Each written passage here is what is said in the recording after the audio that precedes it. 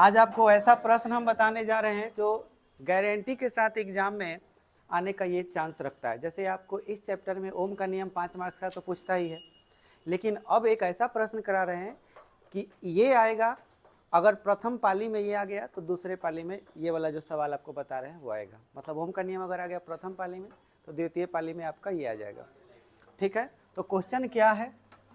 तो क्वेश्चन है प्रतिरोधों का संयोजन।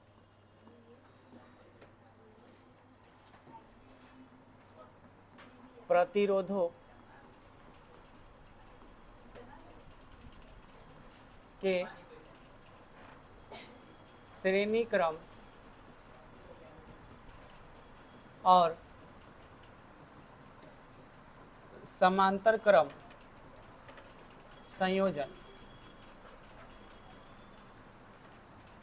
प्रतिरोधों के श्रेणी क्रम और समांतर क्रम संयोजन के लिए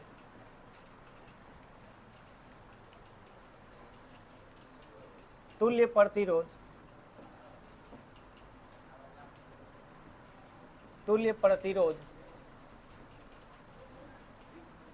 का व्यंजक प्राप्त करें।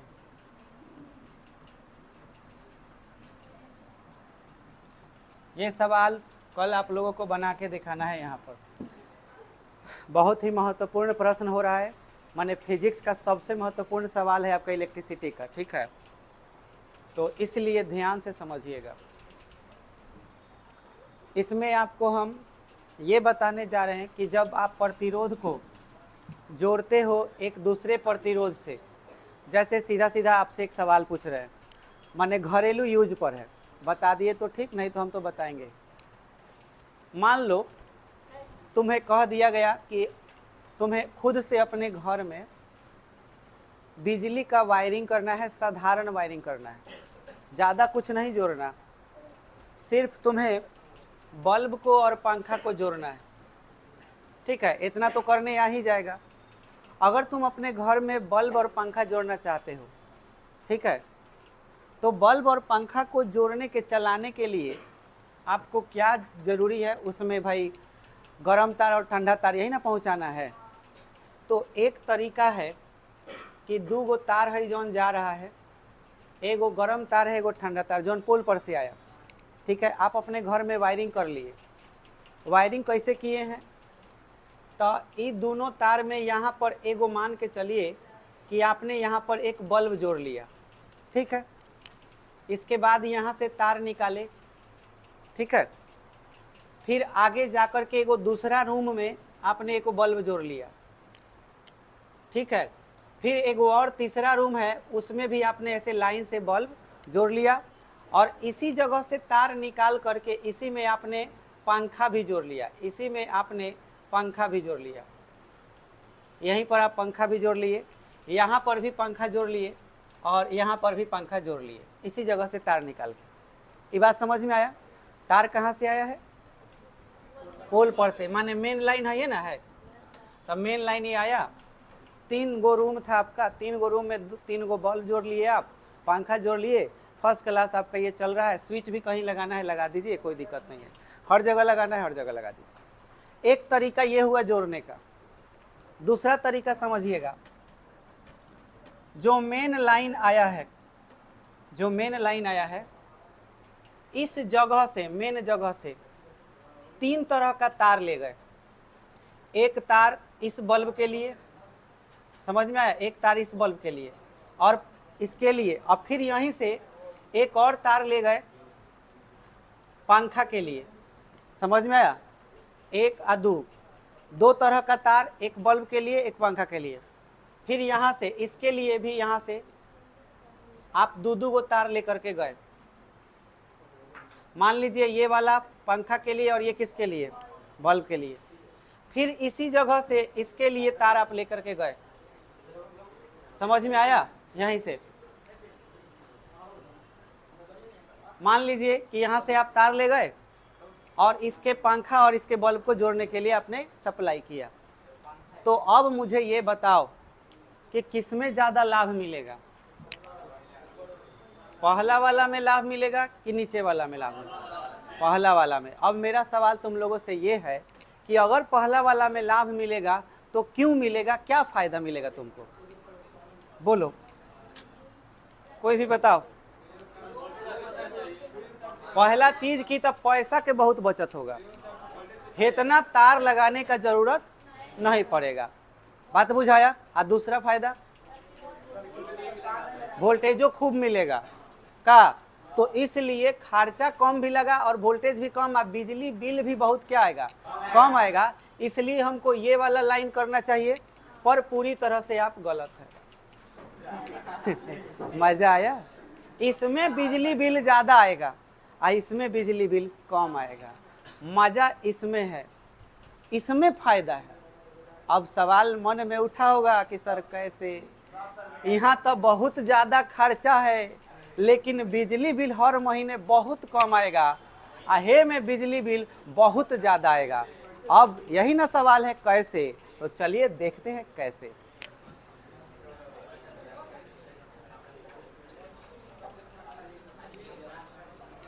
चलिए सभी बहादुर ध्यान से समझना, ऐसा क्यों हो रहा है। कितना मिस्त्री कमे तार में काम फरिया देता है और वो बेचारे का महीने महीने बिजली बिल देते देते परेशान हो जाता है। हर महीने उसका बिजली बिल 600, 700, 1000, 15 जा रहा है।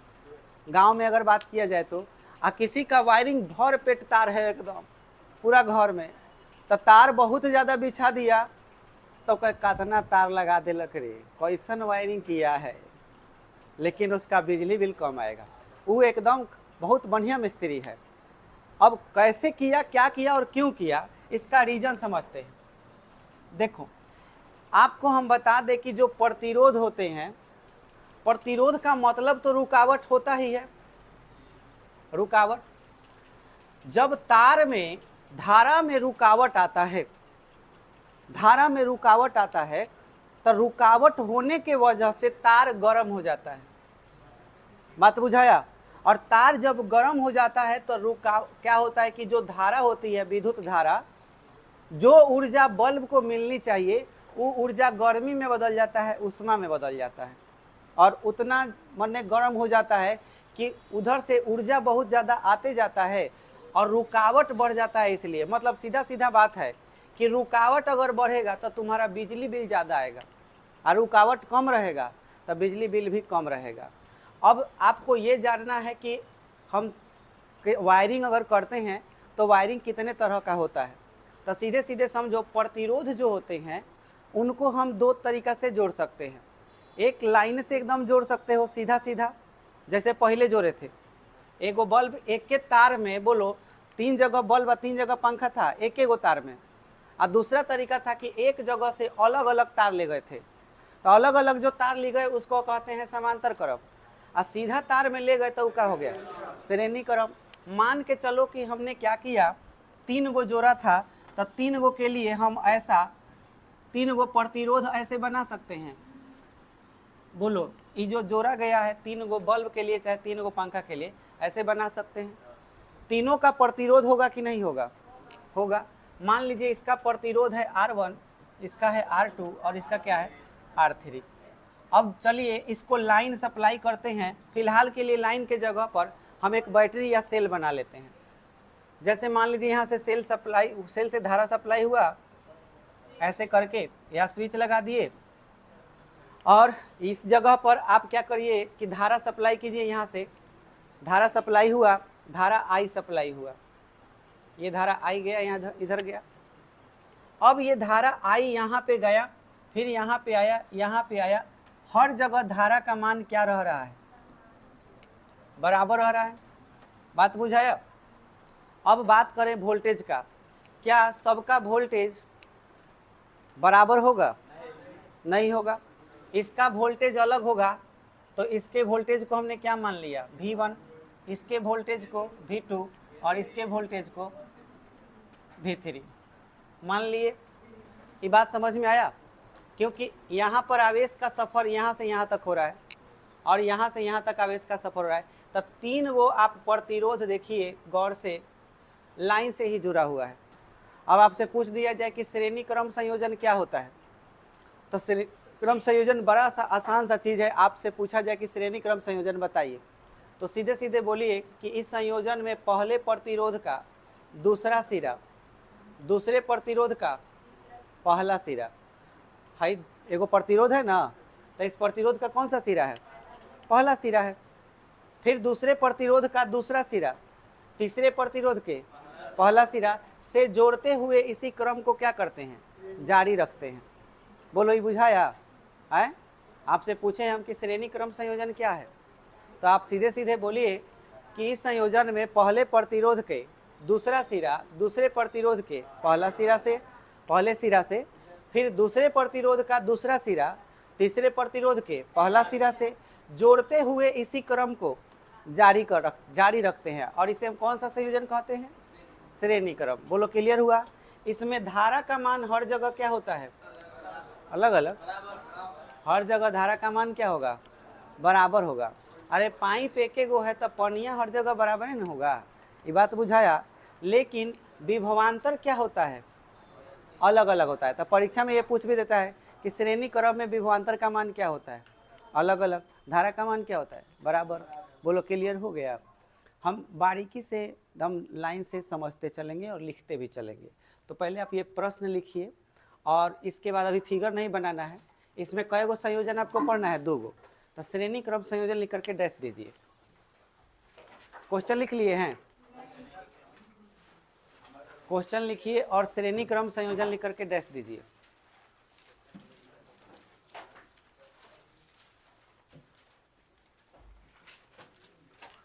पहले आपको लिखना है श्रेणी क्रम संयोजन।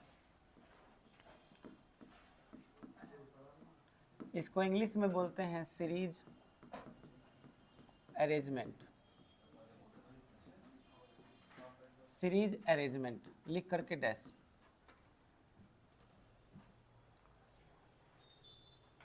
Series arrangement.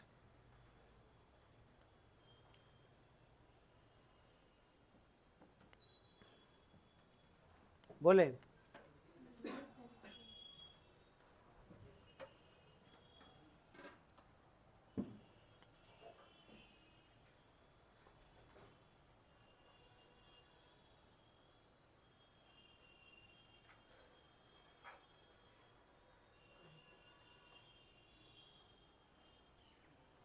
इस संयोजन में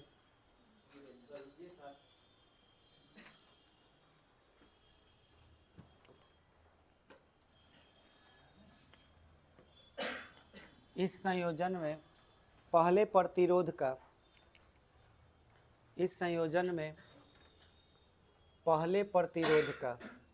देखो, ये पहला प्रतिरोध हो गया। पहले प्रतिरोध का दूसरा सिरा दूसरे प्रतिरोध के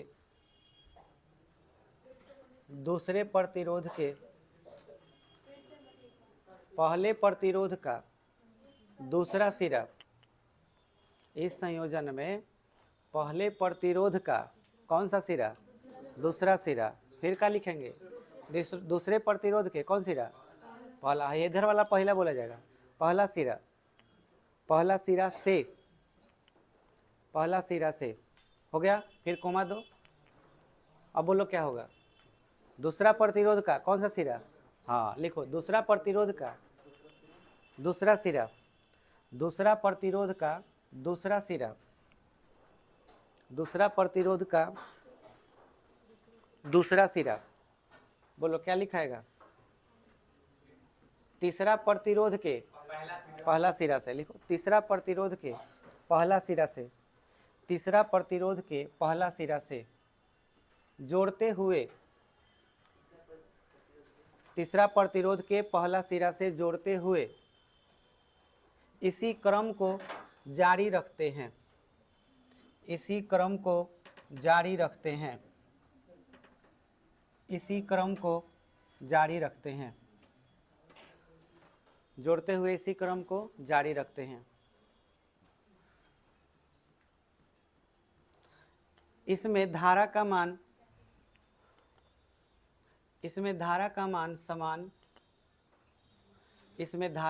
समान इसमें धारा का मान समान, लेकिन विभवांतर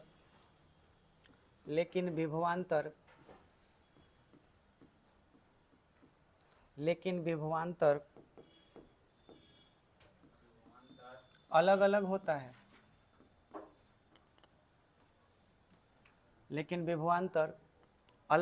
है। देखो तो फिगर वैसा ही बना, धारा सब जगह आई आई नजर आ रहा है, जय जगह आई लिखना है लिख लो, लेकिन विभवांतर देखो यहाँ V1 है, यहाँ विभवांतर क्या है V2 है, और यहाँ क्या है विभवांतर V3। बोलो ये बुझाया कि नहीं? हाँ, नीचे फिगर बनाओ, जैसे लिखा वैसे आपको नीचे लिखना है, बनाना है फिगर।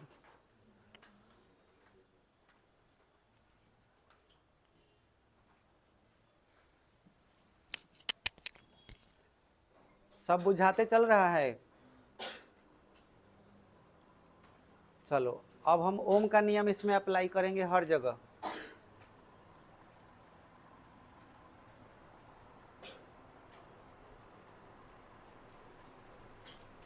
देखो तीन वो चीज है लाई है, भी है, आई है और क्या है, आर है। बस आर को छोड़कर बस इसी दोनों के बारे में सोचना है। हमें बताओ आर को छोड़ दोगे तो बोलो किसका मान इसमें अलग है? अरे भी और आई में कौन अलग है इसमें? माने किसका मान अलग अलग है और किसका मान समान है?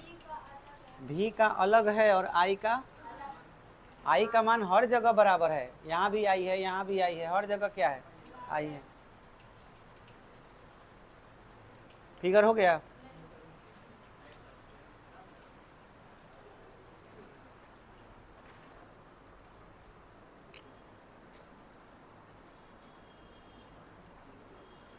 तेजी में कर लो, बहुत बड़का भाई, छोट नहीं खे। ये सवाल बहुत लंबा है, टाइम लगेगा।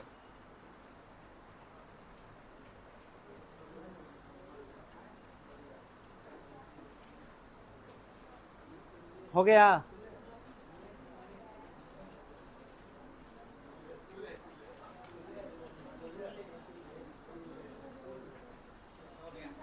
हो गया? चलो देखो, तुमको इसके बाद बनाने के लिए ये ध्यान देना होगा कि इस दोनों में भी में और आई में कौन अलग होता है। तब भी का मान अलग अलग है और आई का मान क्या है? बराबर। इस श्रेणी क्रम में याद रखना। तो अगर जिसका मान अलग हो बस उसी से पहले समीकरण बनाना है। बात बुझाया? तो अब हम यहाँ पे जो भी चीज़ देख रहे हैं उसको लाइन से लिखते चलेंगे। तीन गो चीज़ है ना, बताओ इसमें कौन है? तीन गो जो प्रतिरोध है किस क्रम में जोड़ा गया है? श्रेणी क्रम में। हमारा मन होगा तो हम 2 गो भी जोड़ सकते हैं, 4 गो भी जोड़ सकते हैं, जितना का वायरिंग करना है करो। ठीक है, तो हम प्रायः कै गो लेके चले हैं? 3 गो। तो हम यहाँ पे मानेंगे कि माना, ध्यान देना, 3 प्रतिरोध कौन कौन? R1, R2 और R3 किस क्रम में है? श्रेणी क्रम में जुड़े हैं। क्लियर हुआ? जिनका विभवांतर क्रमशः बोलो क्या क्या है? V1 है, V2 है और V3 है। अच्छा, प्रवाहित धारा क्या है? प्रवाहित धारा आई है। बस यह 3 गो के बारे में लिखना है। पहले इसी 3 गो के बारे में लिखना है। अब जिसका मान अलग है उसको लिखना है कुल विभवांतर लिख करके। जैसे अगर भी अलग है तो कुल विभवांतर, और धारा अलग है तो कुल धारा। बोलो क्या लिखेंगे? कुल विभवांतर क्यों लिखेंगे? हाँ, अब कुल विभवांतर के बाद आपको क्या करना है? भी लिख लेना है। और भी का मान कैसे निकालना है? तीनों को जोड़ के, माने V1, V2 और V3, ये तीनों को जोड़िएगा तब बोलिए टोटल वोल्टेज पता चल जाएगा कि कितना ले रहा है। मान लो एगो 10 वोल्ट है ले रहा है, एगो 5 वोल्ट ले रहा है, एगो 15 वोल्ट ले रहा है, तो सबको जोड़ देंगे तो टोटल वोल्टेज पता चलेगा, क्योंकि इसका मान अलग अलग था। और धारा का मान क्या था? धारा का मान बराबर था हर जगह। ओम का नियम बताओ, भीड़ याद है? भीड़ याद है ना? तो सब पर अलग अलग नियम लगेगा। तो बताना, इस फॉर्मूला को ध्यान में रखते हुए इस जगह पर अब ओम का नियम लगाओ के दो, बताओ क्या होगा? इस जगह पर बहुत ही सिंपल, यहाँ पर V के जगह पर V1 है, धारा के जगह पर क्या है I है, और यहाँ और क्या है R1, तब V1 बराबर, बोलो बुझाया। तो यहाँ पर अगर हम लिख दें ओम के नियम से, ओम के नियम से, तो बताओ V बराबर क्या लिखाएगा, I R1, I R2, फिर I R3, बोलो क्या कॉमन है, I कॉमन है तो क्या लिखाएगा R1 plus R2 plus R3, बोलो ये एक समीकरण हो गया। अब ध्यान देना, मान के चलो 10 वोल्ट, फिर 15 वोल्ट और फिर 5 वोल्ट, इतना वोल्टेज का था, तो जोड़ के कितना हुआ 30 हुआ। हमने क्या किया कि मार्केट से एक ऐसा चीज़ लिया, कूलर लिया चाहे कुछ भी लिया, उसका टोटल वोल्टेज कितना है 30 है, तो बोलो उसका भी अपना एक प्रतिरोध होगा कि नहीं होगा। अगर उसका प्रतिरोध का बात करें और इन तीनों के प्रतिरोध का बात करें, वो बराबर होगा कि अलग होगा, क्योंकि इसका वोल्टेज और उसका वोल्टेज बराबर है, इसलिए इसका प्रतिरोध भी क्या होगा बराबर। वो जो बराबर प्रतिरोध होता है उसी को हम लोग क्या कहते हैं, तुल्य प्रतिरोध। माने वो तीन गो जौन प्रतिरोध है ना, ओकरा बराबर में जौन चीज का प्रतिरोध होगा उसे क्या कहेंगे तुल्य, चाहे समतुल्य, समतुल्य भी कह सकते हो या तुल्य कह सकते हो। तो बोलो इन तीनों का तुल्य प्रतिरोध पॉसिबल है कि नहीं है, मार्केट में कहीं से भी मिल सकता है, कोई भी चीज मिल सकता है। तो हम यहाँ पे यह लिख सकते हैं कि यदि R1, R2 और R3 का तुल्य प्रतिरोध, अब कुछ मानना पड़ेगा कि आखिर इसका तुल्य प्रतिरोध क्या माने। तो हम किस क्रम में जोड़े थे इसको, श्रेणी क्रम में। इंग्लिश क्या है सीरीज, काथी से शुरू हो रहा है एस से, तो इसको हम आर और छोटा सा एस क्या मानेंगे आर एस। तुल्य प्रतिरोध क्या हो आर एस हो। तो अब सोचो जो बड़ा वाला खरीदे हो वोल्टेज का 30 जो वोल्ट आ रहा था वो है ना भी है, जिसको तीनों को जोड़ने से आ रहा था, और इसके लिए प्रतिरोध क्या है आर एस, लेकिन धारा तो सबके लिए आई है। तो इस कंडीशन में हम तुमसे कहें कि बताओ कि टोटल वोल्टेज V बराबर क्या होगा, तो हम क्या आई आर एस नहीं लिख सकते हैं, ये लिखोगे तो वो तीनों का अलग हो गया, ये लिखोगे तो एक वो अकेले का हुआ। बात बुझाया। और इसका खपत चाहे इसका खपत दोनों क्या है बराबर है, तब बोलो समीकरण 1 और 2 का मान बराबर होगा कि नहीं। तो इसको 2 मान लिए और 1 मान लिए, तब क्या लिखेंगे समीकरण 1 और 2 से। बोलो 1 में आपका फाई दिया हुआ था और 2 में क्या है आई आर एस, तो बोलो आई आर एस किसके बराबर होगा I into R1 plus R2 plus R3। बोलो I से I कट गया तो आर एस बराबर क्या आया R1 plus R2 plus R3। अब ध्यान दो क्या हम निकाल दिए, इस चीज को बढ़िया से समझो। लाइन से जो वायरिंग हुआ था उस वायरिंग में बल्ब लगाए गए थे, पंखे लगाए गए थे, और उसे हम श्रेणी क्रम बोल रहे थे। श्रेणी क्रम में जोड़ने से रुकावट बढ़ते चला गया कि घटते चला गया, बढ़ते चला गया। सबका प्रतिरोध क्या होते गया बढ़ते चला गया। अब जब प्रतिरोध ज़्यादा तो बोलो बिजली बिल ज़्यादा आएगा कि नहीं। तो एक गो तार में लाइन से कुछ ज़्यादा चीज़ जोड़ोगे, जितना ज़्यादा जोड़ोगे उतने ज़्यादा बिजली का खपत होगा। समझ में आया। इसीलिए अलग अलग तार का प्रयोग करते हैं। अब अलग अलग तार का प्रयोग करते हैं तो क्यों करते हैं, इसका जवाब समांतर क्रम में मिलेगा। बात समझ में आया। पहले इतना नोट कीजिए फिर आगे बढ़ते हैं।